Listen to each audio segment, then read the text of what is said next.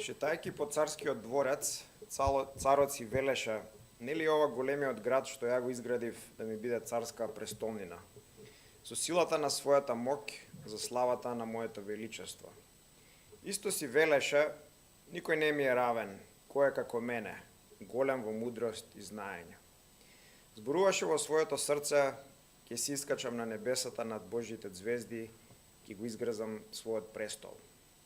Ќе се искачам во облачните висини, ќе бидам еднаков со Всевишниот. Следниот ден, облечен во царска облека, седна на престолот и одржа говор пред народот. Народот воскликнуваше: ова е глас Божји, а не човечки. Но ненадејно, во истиот миг, дојде глас од небото. Господ те измери и ти стави крај. Беше мерен врз вага и си најден фаличен. Ангел Господов силно го удри, зашто не му воздаде слава на Бог. И изеден од црви, тој умре. Денес ќе продолжиме со книгата на Ефесјаните и ќе биде од првата глава, 12 стих, и темата ќе биде Божјата слава. Ова ќе биде вториот дел или дел 2 од проповедите за Божјата слава. Ја ќе го прочитам уште еднаш стихот. 12 стих, може таму да свртите, доколку имате Библија. Стихот е: за да бидеме за пофалба за неговата слава, ние кои веќе од порано се надевавме во Христос. За да бидеме за пофалба на неговата слава, ние кои од порано се надевавме во Христа. Ефесјаните 1 глава, 12 стих. Во предходната проповед, во 11 стих, разгледавме за предопределувањето, разгледавме за Божјата волја, за неговиот план, исто така за неговата одлука и за советот, за планот што он го поставил пред све да постои. И сите овие работи тука завршуваат во 12 стих и кажуваат сето тоа. Значи, предопределувањето и одлуката, и советот, и Божјата волја се за пофалба на неговата слава. Таа е целта, таа е фокусот, тоа е зенитот, тоа е поентата. Дадено ни е исто така и наследство и сите други благослови ни се дадени за негова слава. Да биде фалена неговата слава. Исто така и целта на книгата на Ефесјаните е впрочем таа: да се издигне, да се пофали Божјата слава. Да се каже, да се покаже, да се манифестира, да се демонстрира колку Бог е масивен, колку е гигантен, колку е голем, колку е полн со благослови, колку е тој величествен и убав. И бидејќи Бог ни дал огромни благослови од својата полнота, од своите изобилија, како една огромна фонтана која постојано тече и налива и излива, поради тие благослови што ни ги дал во Христос и само во Него, ни кажува исто така и како ние треба да живееме, како треба да се однесуваме. Исто така да бидеме за Негова слава. И ова е вториот пат кога се среќава оваа фразата за пофалба на неговата слава. Првиот пат беше во 5 и 6 стих, поточно у 6 стих. И Бог тамо во првиот пат кажува дека не предопределил, и тоа не предопределил за посинување, за посвојување, да станеме негови синови и ќерки.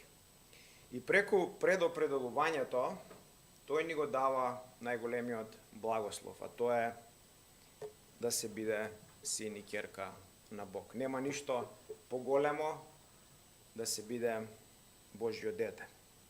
И тој благослов кажавме дека го имаме само во заедница со Христос, само во врска со Него. Од чеда на ѓаволот, од деца на злиот, Бог не прави да сме Негови деца, Негови ќерки, Негови синови, дел од Божјата фамилија. И тоа го прави за Неговата слава. Тоа го видовме во 6 стих. И овде првиот пат, првата фраза е славен Бог Таткото. Значи фокусот е насочен кон Него. И е славен за Неговиот избор, за Неговото предопределување и за Неговото посвојување што Тој го прави. Фразата во тој стих, во 6-тиот, е за да биде фалена славата на Неговата благодат. Овде во 12-тиот стих имаме за да бидеме за пофалба на Неговата слава. Значи гледаме дека овие две фрази се еквивалентни, исто така гледаме дека благодата и славата се еквивалентни. И сега во 12-тиот стих фокусот не е на таткото, него фокусот е на синот. Синот да биде прославен, да биде издигнат за благословите на откупот, на мудроста и на наследството што тој ни ги дава. И добро е да напоменеме дека Бог ни дава огромни благослови, масивни благослови, незамисливи благослови, да не бидеме мрзливи, да не бидеме апатични, да не бидеме неактивни. Иако Бог определува се од почетокот, па се до крајот, од минатата вечност, па се до идната вечност, се е одредено во Неговиот план, во Неговата шема, во Неговата скица, тој исто така ги определува и начините, и средствата, и инструментите, и патеките да се дојде до таа цел, да се дојде до таа кулминација. Бог ни дава заповеди и наша одговорност е ние да се покоруваме на тие заповеди. Бог ги одредува сите работи, вклучувајќи ги и средствата да исполниме Неговата волја. И затоа сме и треба да сме активни за Христос. Треба да се бориме за Него во оваа духовна војна, да живееме свет живот. Сме ги ставиле рацете на плугот и мора да ораме Божјата нива. И не смееме да се вртиме назад. Затоа евангелизираме, затоа поучуваме, затоа проповедаме, затоа се молиме, затоа сме овде во црква да направиме влијание и промена за Христос во овој град и пошироко. Во поглед на благословите што Бог ни ги дава, нема да се плашиме, нема да бидеме без сила, туку во силата на Бог ќе одиме напред и ќе му даваме слава. Ќе му даваме слава. Претходниот пат, кога разговаравме за Божјата слава, кажавме, ја дефиниравме Божјата слава како сумација или збир или синтеза на сите негови атрибути, сите негови карактеристики, сите негови својства.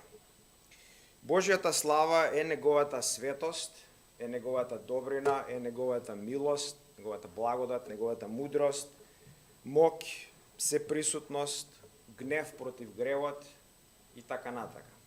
И секој од Божјите атрибути е посебен и е уникатен.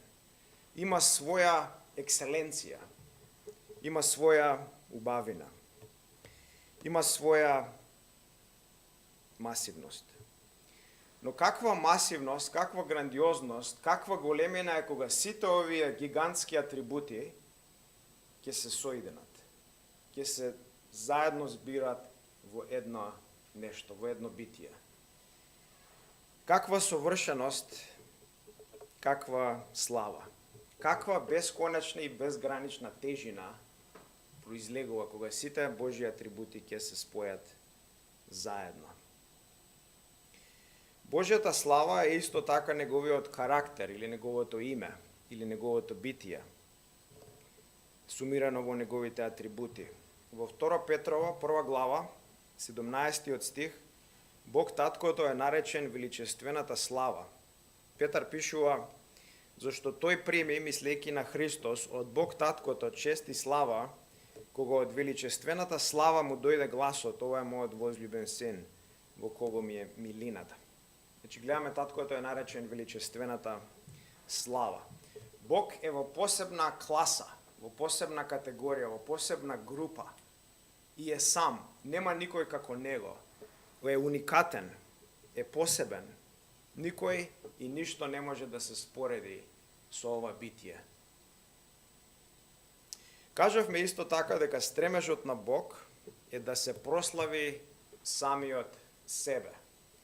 Неговиот стремеж, неговиот потенцијал, неговиот движечки мотор секогаш гледа кон себе. Да се прослави и да се издигне себе си. И зошто е така? Зошто кажавме дека Бог не наоѓа никој друг и ништо друго повредно, поубаво, пославно, подобро, помасивно. Нема никој како Него. И најдоброто, најубавото, најславното, најгигантското, најмасивното е само Тој. И затоа Тој се бара себе си. Се бара да се издигне и да се прослави себе си. И кога се кажува да се прослави себе си, се мисли интерно меѓу личностите на Светото Тројство.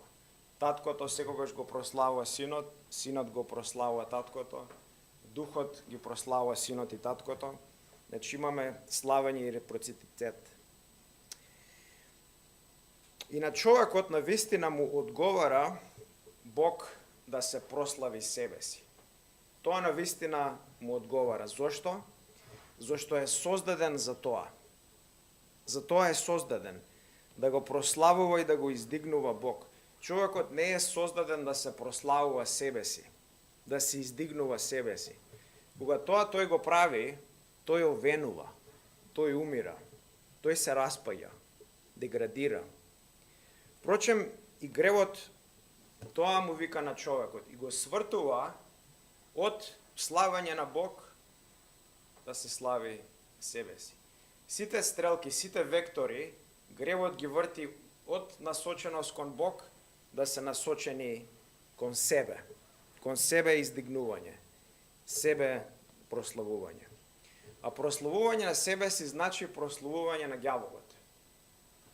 Тоа беше лагата на ѓаволот. Ѓаволот му кажа на човекот, кажа на Ева, јади од дрвото и ќе станеш како Бог. И нема веќе него да го прославуваш. Ќе можеш сам себе да се прославуваш, сам себе да се издигнуваш, да бидеш само доволен, да знаеш и добро и лошо. А славењето на себе си значи славењето на ѓаволот. И човекот по природа сака да ја приграби таа слава. Е паднат и декадентен и сака да ја приграби славата која му е должна да му е дадена Бог, која му припаѓа на Бог, да си ја земе за себе, да ја украде. Гревот му вика на човекот, не Бог, ти си вреден, ти си посебен, ти си уникатен, ти си супер, ти си добар, ти земи ја славата. Не му ја давај на Бог. Себе издигни се.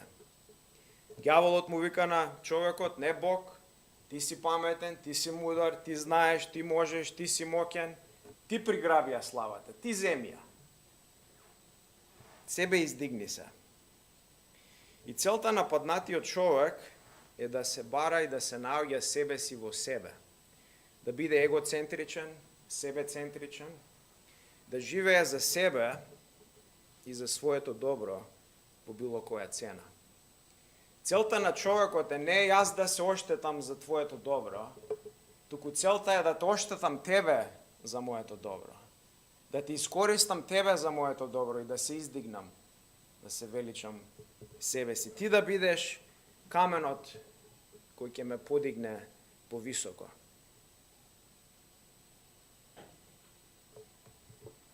Но Христос ја кине оваа илузија и лага, му вика на човекот, дојди кај мене, и ако дојдеш кај мене, треба да се откажеш од себе си.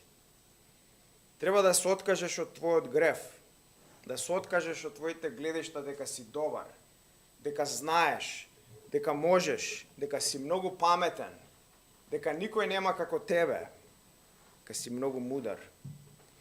И да дојдеш скршен и гол пред мене. Да видиш дека не си добар, дека ништо не знаеш, дека нема никаква мудрост, ништо не можеш, дека си духовно гнасен, паднат и декадентен. И да сватиш, Господ вика дека кога приграбуваш слава, кога ја зимаш таа слава, тоа издигнување кое му припаѓа на Бог, зимаш отров, зимаш убиство, зимаш смрт, зимаш пекол, зашто не си создаден за тоа. Твоето битие, твојата душа нема капацитет да приграби таа слава, туку само да ја даде. Да биде огледало и рефлекција која ќе рефлектира мојата слава. Ако ја приграби и ја земе, ќе умре. Човекот не е создаден да се слави себе си, да се издигнува себе си. И кога ќе го слави Христос и Бог, тогаш живее. Тогаш цвета, тогаш расте, тогаш е комплетен и целосен, тогаш вистински живее. И затоа во Христос човекот, кога станува верник, почнува да почувствува и да гледа вистинска среќа. Наоѓа вистинска среќа. Зошто? Зашто почнува да го слави Бог. Престанува да се слави себе си и почнува да го слави Бог. Почнува да го прави тоа што е создаден.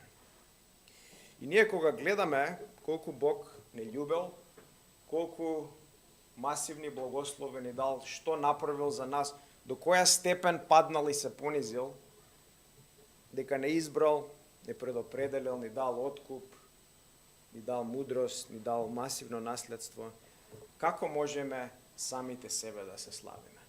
Како може да приграбаме таа слава која му припаѓа на Бог? Не можеме. Мораме само Него да го издигаме, само Него да го славиме, бидејќи Он е достоен. Понатаму за Божјата слава ќе почнеме да елаборираме подлабоко и ќе кажеме по детали околу тоа, околу неговата слава. Џон Пајпер ја дефинира Божјата слава како три елементи. Како неговата големина или величество, неговата убавина или неговата вредност или драгоценост. И сега Божјата големина, убавина и драгоценост, кога излегува надвор во јавност, кога се манифестира и се демонстрира надвор, за да другите ја видат, барем аспекти од таа слава, аспекти од Божјата големина, убавина и драгоценост, тоа е Божјата слава. Значи, кога Божјата убавина, големина и драгоценост излегува надвор за другите да ја видат, излегува надвор од Светото Тројство и се манифестира во дела, во креација, во најразлични начини, тоа е Божјата слава. Кога битијата ја гледаат и таа се покажува јавно, тоа е Божјата слава. И гледаме, например, целата физичка креација. Бог излегува надвор со својата моќ и создава универзум, создава се и се манифестира својата слава, својата сила, својата големина, својата гигантност. Создава планети, звезди, галаксии, сонца, месечини, животни, дрва, птици, се што гледаме. Целата комплексност, целата убавина, целиот дизајн, ред, сведочи за Божјата слава, сведочи за неговото битие. Божјата слава исто така се идентификува у Стариот Завет со Израел, со Божјиот народ на кој се дадени заветите. Понатака Божјата слава се идентификува со Христос и со секој аспект од неговиот живот и неговите дела. Се идентификува со неговата инкарнација, со неговото раѓање, со неговата трансформација или преобразување, со маки, со неговата смрт, воскресение, вознесување и со второто доаѓање. Божјата слава исто така се идентификува со црквата, со Христовото тело. и се идентификува и ќе се манифестира во новата креација, со новата неба и новата земја. Теологот Тремпер Логман кажува, отворен цитат, обожувањето е единствениот соодветен одговор за Божјата слава. Затворен цитат. Кога ќе ги видиме одредени аспекти од Божјата слава, неговата убавина, неговата драгоценост, неговата големина, правилниот одговор е обожување. Кога ќе се види Бог што прави, колку е голем, колку е масивен, колку е гигантен, колку е убав, колку е драгоцен, дека никој нема како него, сите паѓаат на колена и извикуваат слава. Слава на царот, слава на тој кој беше, кој е и ќе дојде. Единствениот одговор на Божјата слава е обожувањето, е издигнувањето. И сега Божјата слава, ќе кажеме дека е поврзана со силна светлина и со страшен оган. Силна светлина и страшен оган. Во Библијата Бог е наречен светлина, исто така е наречен и оган кој проголтува. И ќе се фокусираме на овие два елемента, на светлината и на огнот, како представи или символични представи за Бог и неговата слава, и поточно неговата големина, гигантност и масивност. Во својата суштина, Бог знаеме дека не е светлина физичка и не е оган. Не се идентификува со креацијата, зашто е посебен од креацијата, туку е како светлина, како оган. Бог во својата суштина е суперлативен ум или врвен суперлативен дух. И овие символични представи за Бог, клучот на разбирањето на символот е да се земе во предвид неговиот контекст во кој е кажен и како овој символ е врзан и со што е врзан во тој контекст. Огнот и светлината се опипливи начини да се долови на човекот големината и мокта на Бог, неговата масивност. И ќе видиме за светлината и за огнот неколку работи. Да почнеме со светлината. Светлината е повеќе кратен или повеќе слоен символ, што представува или е поврзана со минимум 5 аспекти со Божјата слава. Ја гледаме светлината поврзана со создавањето и со редот, со откровението и со вистината, со божественото присуство, со Божјиот суверенитет и светост и спасението. И тие 5 аспекти ќе ги видиме поврзани со светлината и поврзани со Божјата слава. Почнеме со светлината како создавање и ред. Во Битие 1 глава, 3 стих, ги гледаме првите зборови на Бог.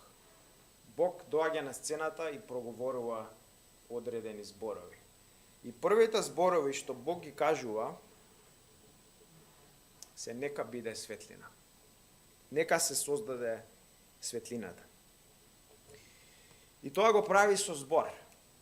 Че Бог е толку масивен, толку гигантен, толку голем, што само треба да каже збор и целиот универзум да се создаде. Милиони галаксии да се создадат, милиони планети, звезди, само збор.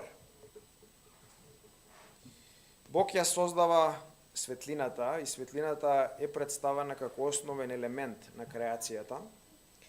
И исто така се користи светлината да се одвои денот од ноќта. Светлината е таа што го одвојува денот од ноќта. И преку ова, преку светлината, Бог внесува структура и дистинкција и ред во светот. Вториот елемент е светлината како откровение и вистина. Најголемиот псалм 119 во 105 стих пишува: Твојот збор, се мисли на Божиот збор, е светилка на моите нозе и светлина на мојот пат. Че Божиот збор е тој кој дава откровение. Божиот збор е тој кој го осветлува нашиот живот, нашите патеки. Преку Божиот збор имаме знаење како да живееме. Го имаме откровението на Бог, го имаме неговото отварање, неговата вистина. Во Јован 8:12 Исус вели: "Јас сум светлината на животот, светлината на светот. Кој ме следи нема да оди во темнина, туку ќе има светлината на животот." Исус се представува како светлина кој носи наново родување, кој носи просветлување, ја носи вистината во светот. Че ја гледаме светлината врзана со Божјото откровение и вистина, неговиот збор и Божиот син. Светлината како божественото присуство, тоа е третиот аспект.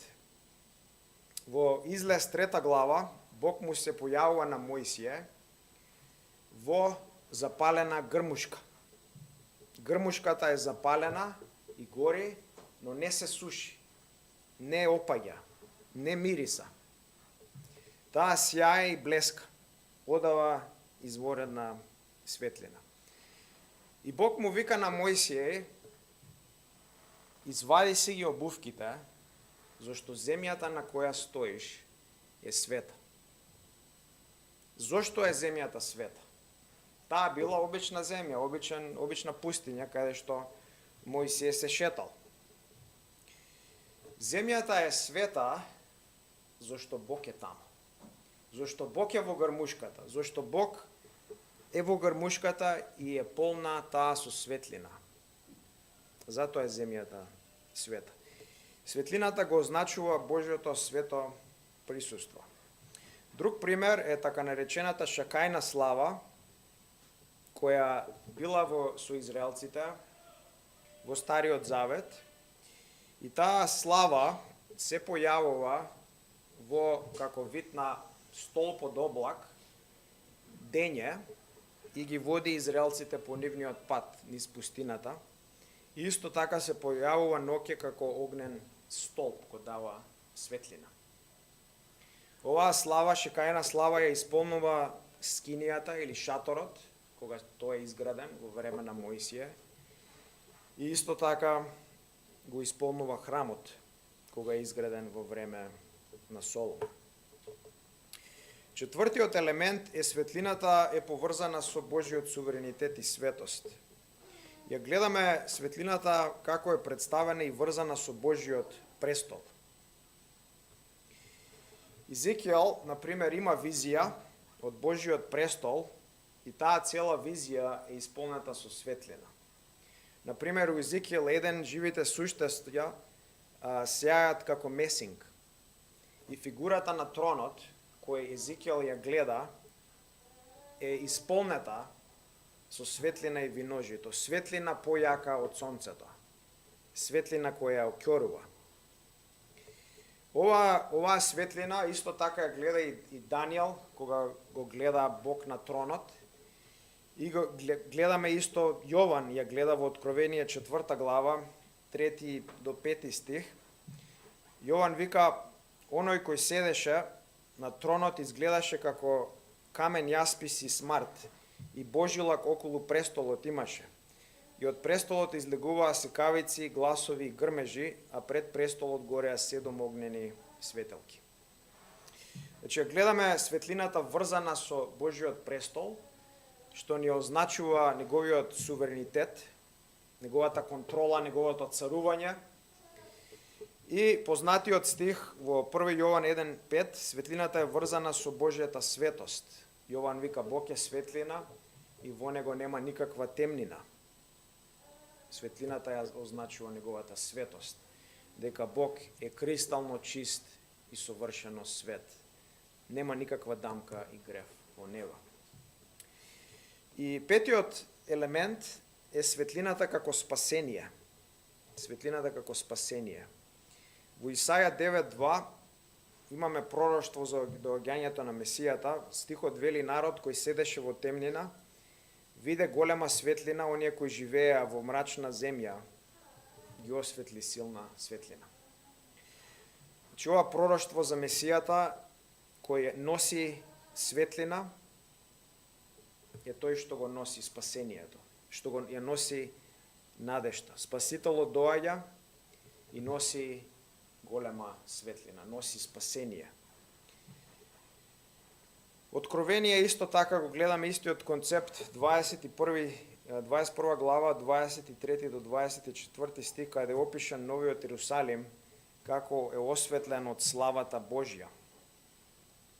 И ова врзано со спасението ја гледаме во 24 стих. Стиховите викаат и на градот не му беше потребно сонцето, ниту месечината, за да тие светат, зашто Божјата слава го осветлува него, и јагнето му е светилник.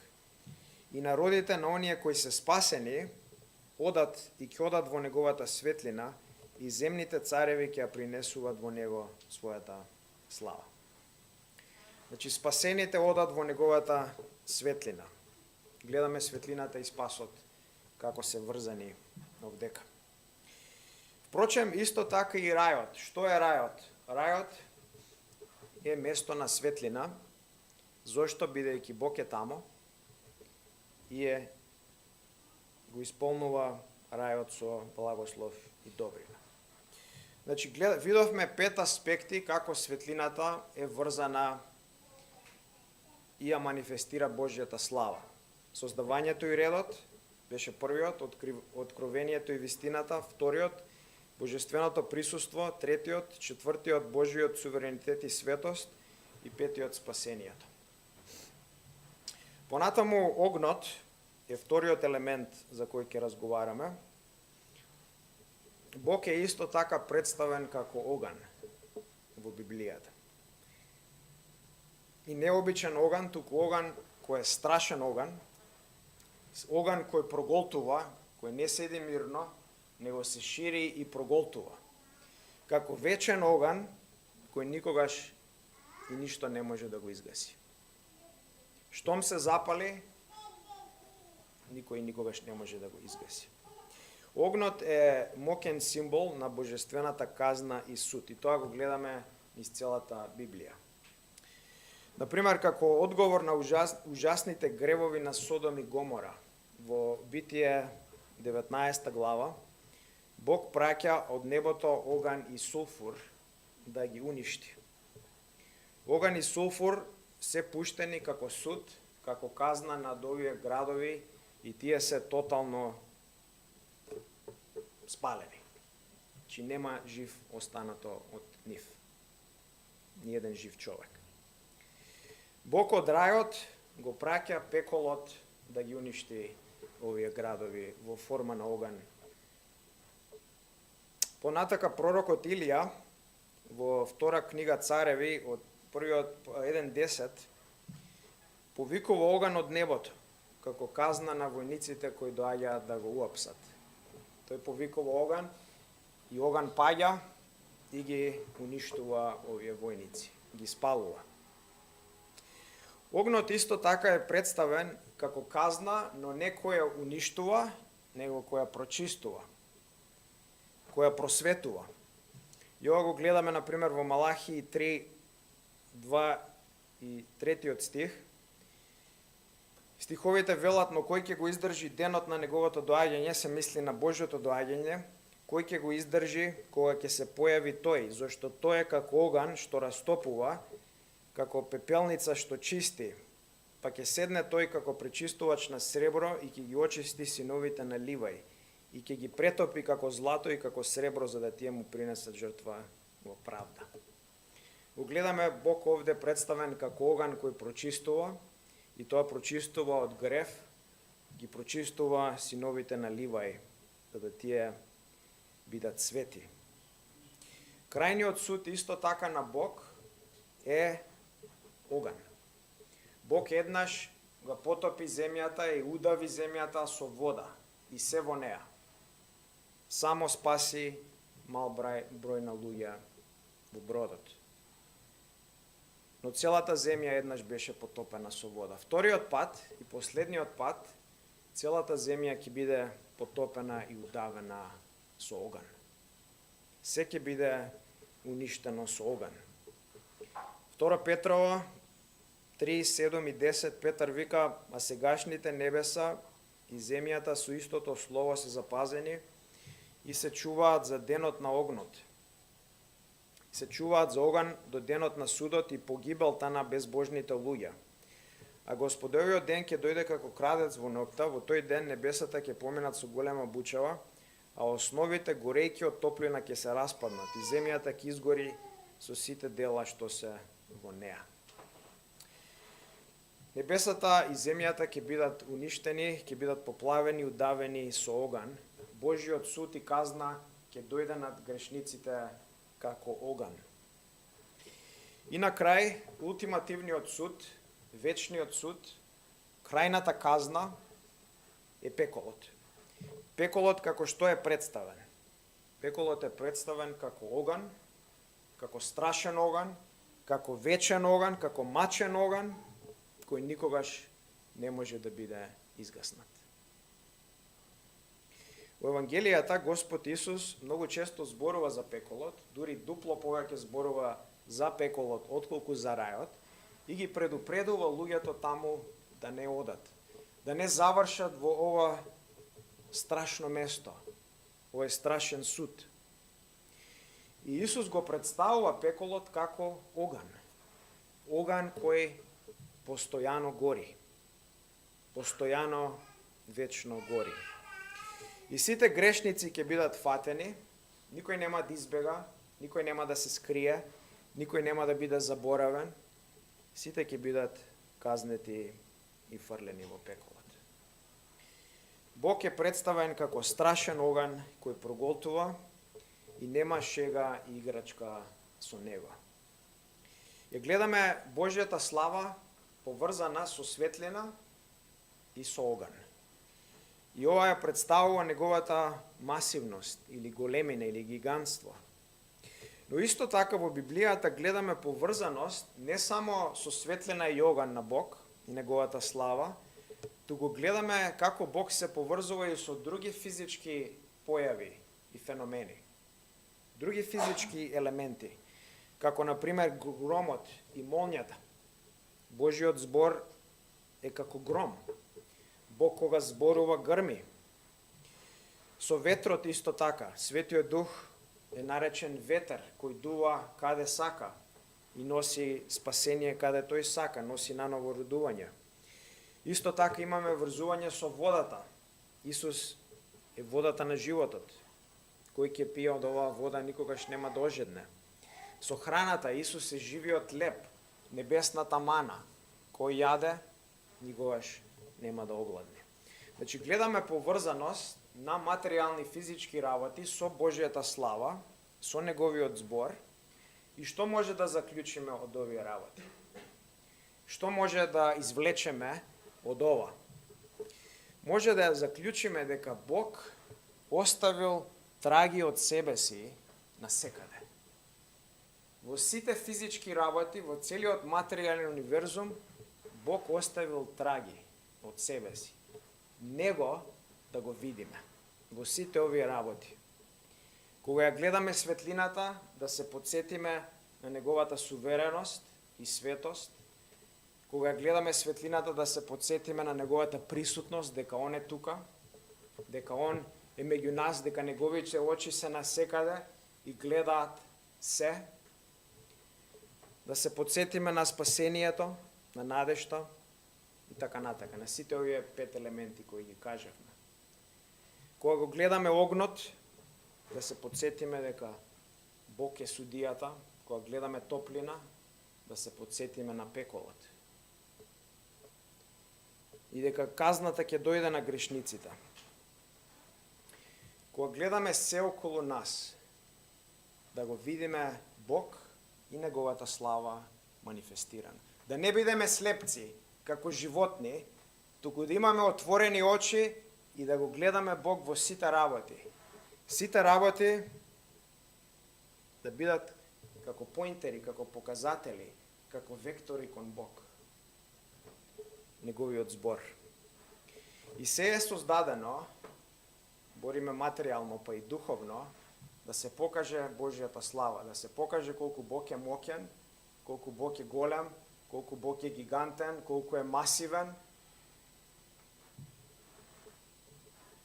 и колку ни дал енормни благослови на нас верниците. Ние кои заслужуваме ништо освен пекол, тој ни дал масивни благослови. Со цел да фалиме неговата слава, да го издигаме него, зашто тој е вреден и достоен. Да го издигаме Христос, кој ни дал неверојатни благослови, а ние ништо не заслужуваме од тоа. Понатака стихот вели, ние кои веќе од порано се надевавме во Христос. Ние кои од порано се надевавме во Христос. Од порано значи претходно или први. Павле вика, ние евреите пред вас, не евреите, поверувавме. Поверувавме во Христос, се надеваме во Христос. Изборот е партицип кој опишува завршено дејство, кој произведува резултати кои се уште се во сила. Значи се надевале тогаш кога поверувале и се надеваат сега се уште кога го пишуваат ова писмо.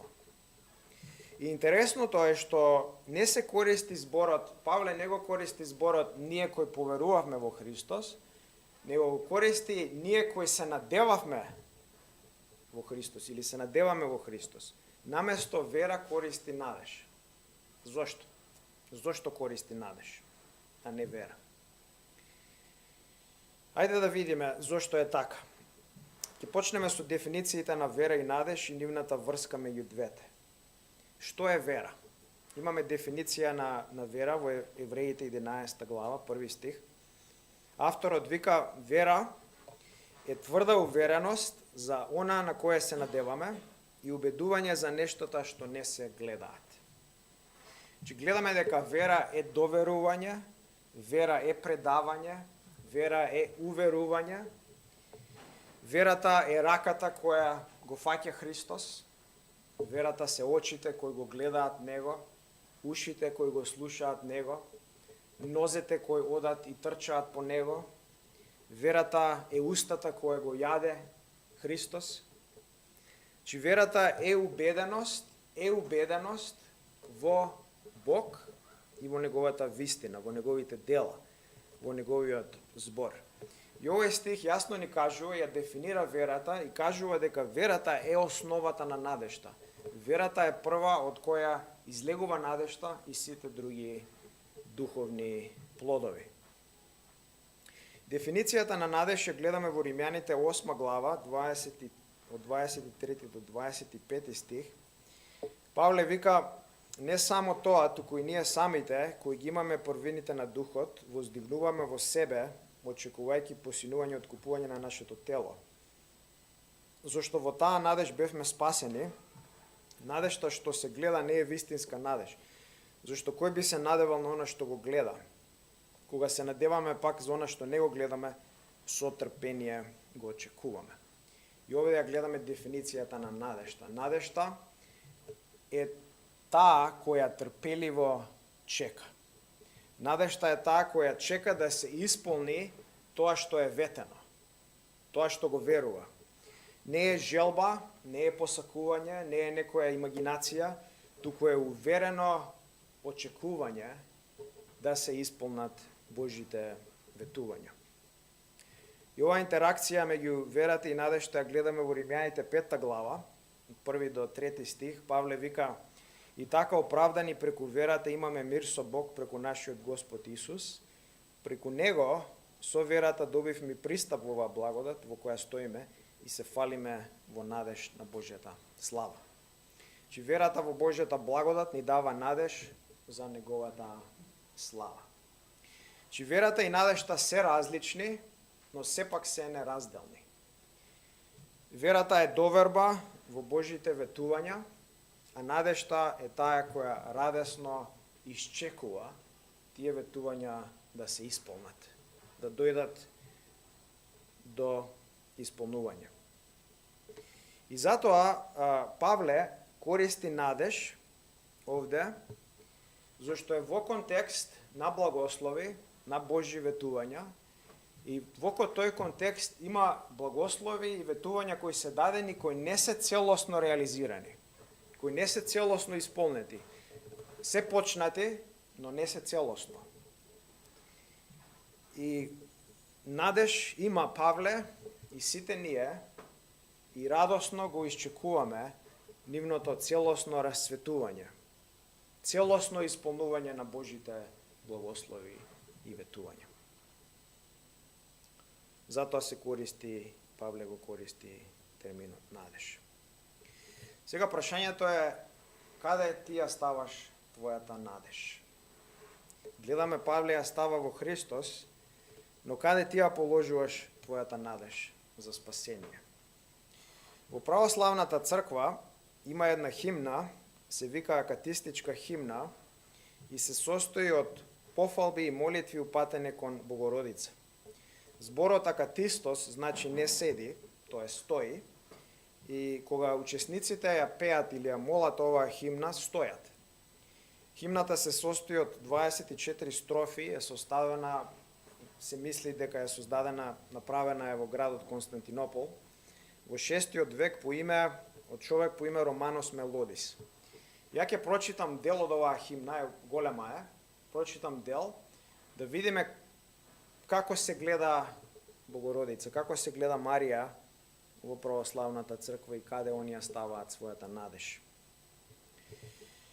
Еве неколку делови од химната, отворен цитат. О шампионке, ние твоите верници ти ја впишуваме наградата на победата, како благодарна за спасението од несреќата Богородица. Но бидејќи ти имаш непобедлива моќ, ослободена од секакви опасности, за да ти викаме радувај се, невесто невенчана. Пресвета Богородице, спаси не. Радувај се, Богородице, обновувањето на Адам, смртта на Адот. Радувај се, сосем непорочна, палатата на единствениот цар. Радувај се, огнен престол на владетелот на сите. Радувај се, невесто невенчана, спасение на светот. Богородице, жива и изобилна чешма, укрепи ги обединетите во духовно заедништво кои ти пеат химни. И со својата божествена слава, сметај ги за достојни за круни на славата. Радувај се, милосрдно седиште на светот, не извалка на Господјо. Радувај се, издигнувајќи ги сите од земјата по благодат. Радувај се, мост кој вистински ги пренесува од смрт во живот сите оние кои пеат пофалби. Затворен цитат. Овде гледаме, Марија е представена како личност која има непобедлива моќ, која ослободува од секакви опасности. Наречена е обновувањето на Адам, тоа е човечката раса, смртта на Адот, спасение на светот. Наречена е исто мост кој вистински ги пренесува од смрт во живот сите оние кои пеат пофалби. Очигледно е каде православната црква ја става својата надеж за спасение. Но понатака таа црква, православната црква, исто така се моли и на луѓе, на светци. Ја ќе прочитам две молитви упатени кон Никола, чисто да видиме истата идеја. Првата молитва е отворен цитат: Пресвети Никола, изворен светец Господов, наш љубезен бранител и подготвен помошник од тагите на секаде. Помогни ни на грешниците и безпомошните во сегашниот свет. Моли го Бог да ни даде простување на нашите гревови, направени во нашата младост и целиот наш живот. Друга молитва, отворен цитат: Многу добар оче Никола, пастире и учител, на сите кои со вера ја повикуваат твојата заштита со топла молитва. Побрзај да го избавиш Христовото стадо од волците што го напаѓаат. И чувај ја секоја христијанска земја и чувај ја преку твоите свети молитви од светски немири, напади на непријатели, граѓански судери од глад, поплава, пожар, секира, ненадејна смртност. И така помилој не и нас, кои сме во темнина на гревот, на умот, зборот и делото, избави не од Божиот гнев и вечната казна. Затворен цитат. Дали ти твојата надеж ја ставаш во Марија или во некој друг светец? Дали ја ставаш твојата надеж во Свети Никола, во Свете Петка, во твојот поп, во твојот монах, во твојот пастор, или само во Христос и само во Него. Каде ја ставаш твојата надеж? Каде ја положуваш твојата надеж за спасение? И знај дека Христос на судниот ден нема да те спаси ако ја положуваш својата надеж на други фигури, на други личности. Христос нема да те спаси ако имаш други спасители и други личности у твојот живот и други идоли. Исус ќе ти каже, оди кај нив. Се молеше на нив, палеше свеќи, палеше, бакнуваше икони. Оди они да те спасат на судниот ден. Они нека те спасат. Штом се молеше на нив. Исус нема да спаси никој кој не доаѓа само и единствено и ексклузивно кај Него. Нема никој да спаси.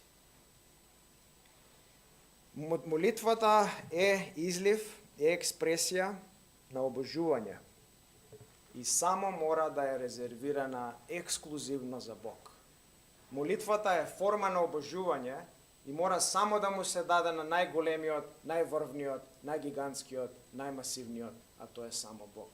Не смее да му се даде на луѓе, на смртници, на грешници, на никој, освен на Бог.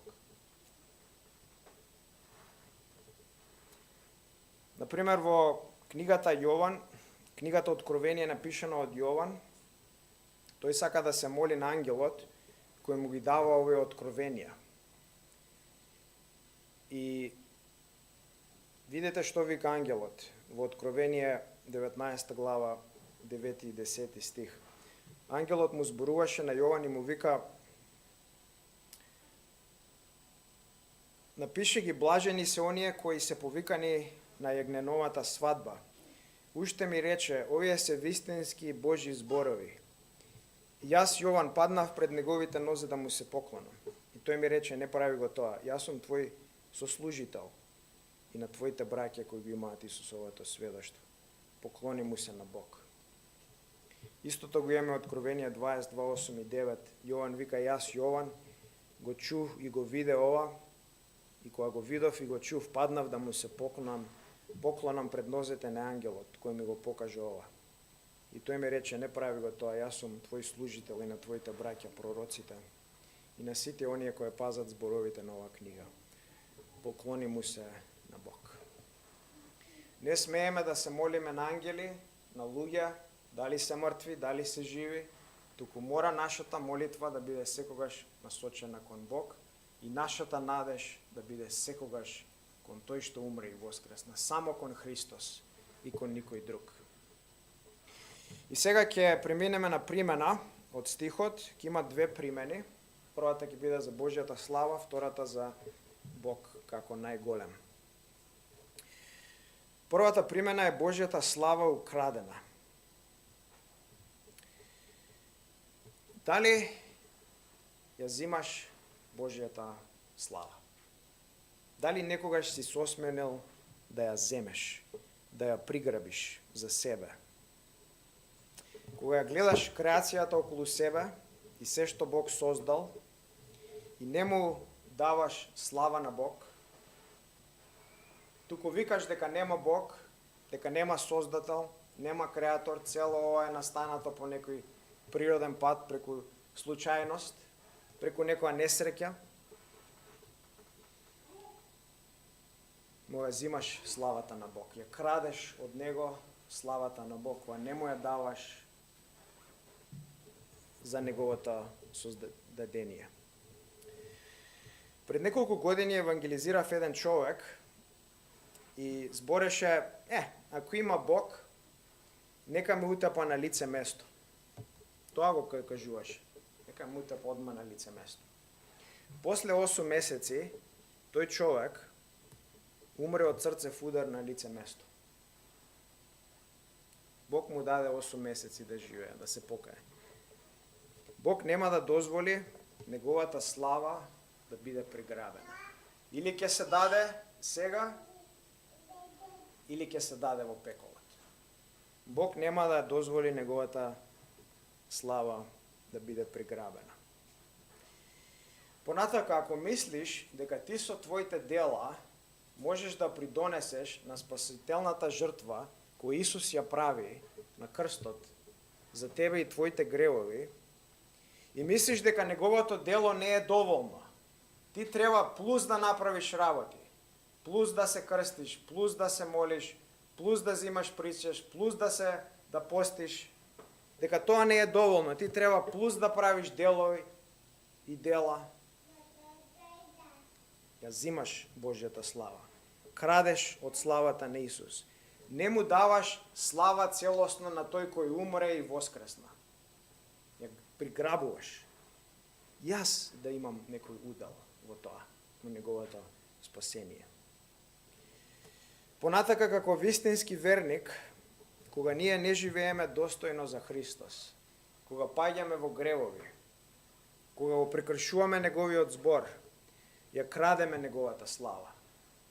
Бог не создаде и не спаси да издигнуваме неговата слава, да покажеме колку он е моќен, колку не спасил, колку не сменил, колку радикално не променил.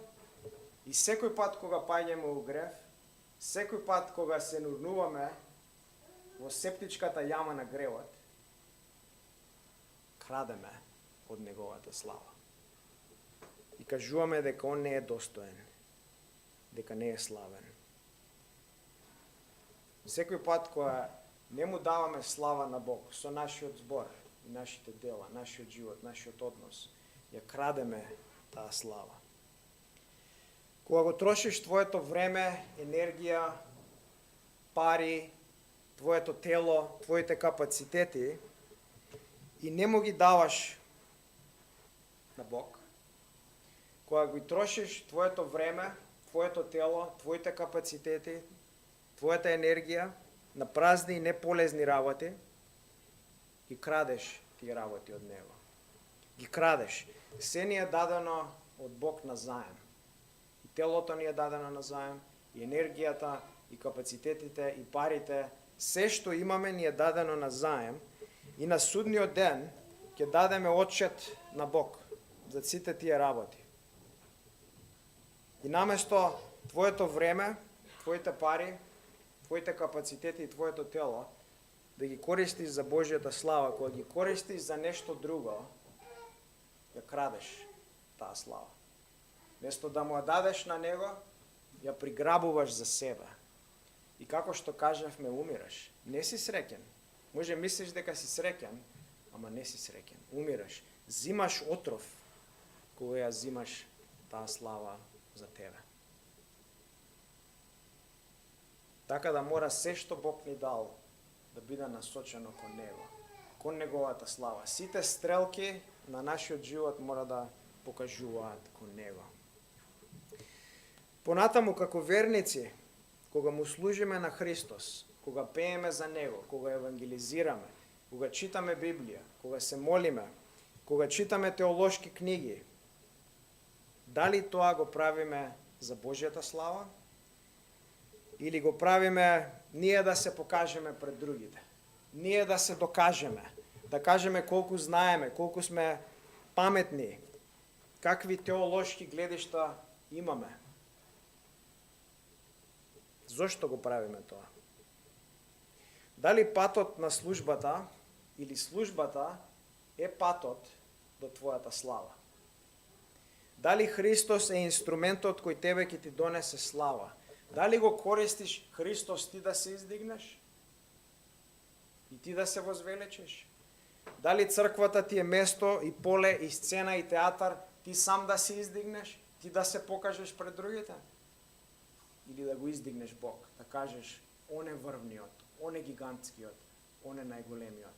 Јас сум овде за Него, не за себе. Себе сакам да се заборавам, себе сакам да исчезнам. Јас сум овде за Него. Дали тоа е извикот на твоето срце? Знај дека Бог нема да дозволи Неговата слава да биде земена. Нема да дозволи. Нема да дозволи Неговата слава да биде украдена. И Бог да не најде крадци на судниот ден. Да не најде крадци. Да се осигураме Бог да не прослави за кратци.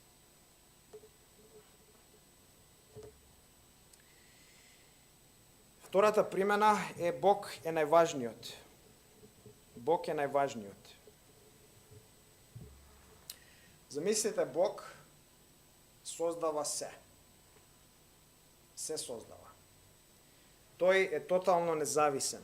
Независен е од храна, независен е од воздух, независен е од тело, независен е од вода, независен е од работа, од растенија, од животни, од други луѓе, од сонце, дожд, магла, снег. Бог е тотално независен. Тој нема просторни, материјални, енергетски ограничувања. Тој е целосен, комплетен, ослободен е од се. Тој е најслободното битие што може да го замислиме. Е совршен, е преполн со екселенции. Се зависи од него и само од него, а тој не зависи од ништо. Комплетно е независен. Комплетно е слободен. И ако тој ги пушти конците и не даде енергија и живот, секоја минута, секоја секунда, се ќе умре. Се ќе исчезне. Се ќе пропадне.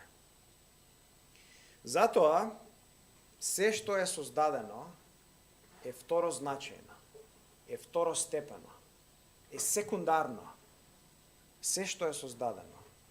Тој е првозначаен, тој е првостепен, тој е примарен, тој е најглавен, тој е најважен, а се друго е второзначајно. Се друго е второстепено. Се друго толку не е ни важно. Во споредба со него, се е второзначајно. Се е помало од ништо. Еден има напишано, отворен цитат, човекот нема што да му понуди на Бог освен ништо. Човекот е целосно и комплетно ништо. Помалку од ништо, полошо од ништо, тоа е ништо од ништо. Затворен цитат. Се е второзначајно, второстепено е ништо во споредба со него. Зборувајќи за Бог, Пајпер кажува, отворен цитат, најголемата, највредната, најубавата, најважната личност што постои е Бог.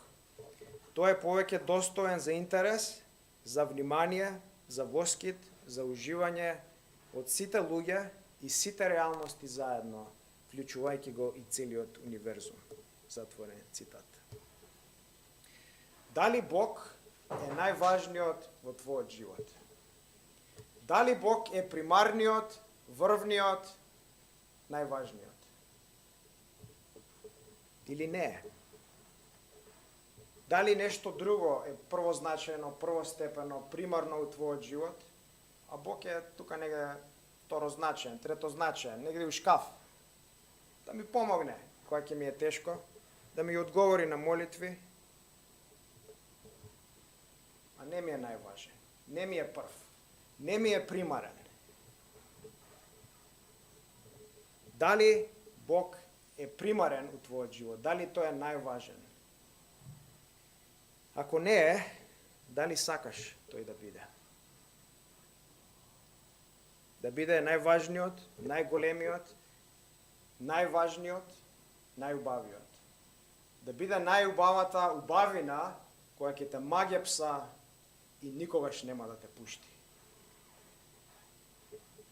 Бог да ни даде очи да видиме неговата убавина. И тој да биде најголемиот, најпримарниот, најважниот, најславниот, а се друго да биде второзначајно. Се друго биде како ништо, успоредба со него. Да се помолиме.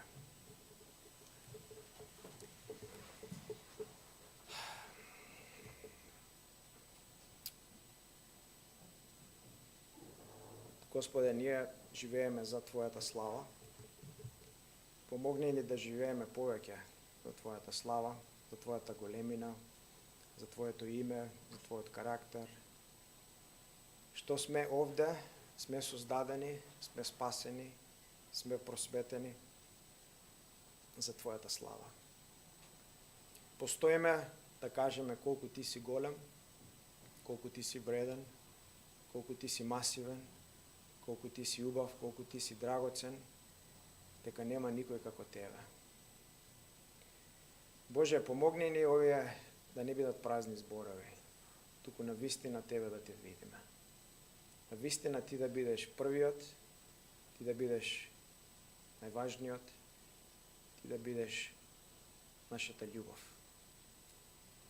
која не магепсува, која не магнетизира, која не движи.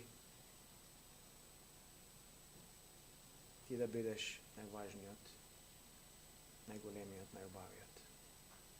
Помогни ни, Боже.